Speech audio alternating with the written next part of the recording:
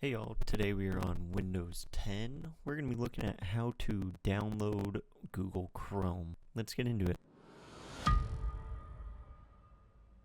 So first you're going to want to come over to Microsoft Edge. That will be pre-installed on any computer right from the get-go.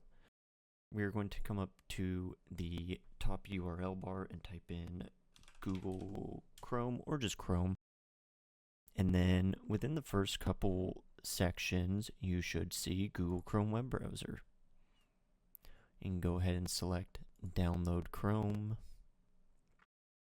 And this will automatically start the download.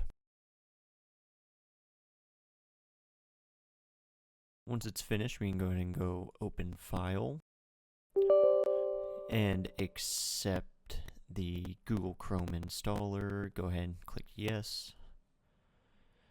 Then now we can close out of our Edge window.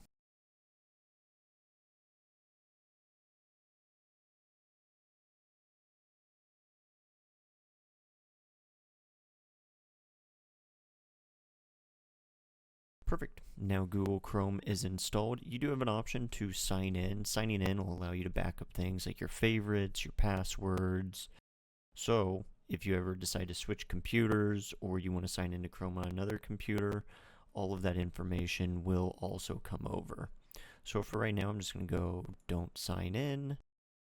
Do you want to set this browser as default? Me personally, this is the browser I use, so I'm going to go set as default.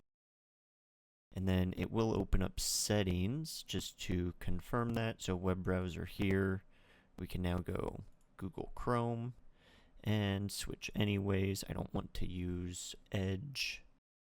Close out of here. This is just giving you some notifications about Chrome. Got it. Perfect. And now we have Google Chrome installed. Perfect. Let me know if this video helped. Leave a comment and subscribe, and I'll see you in the next one.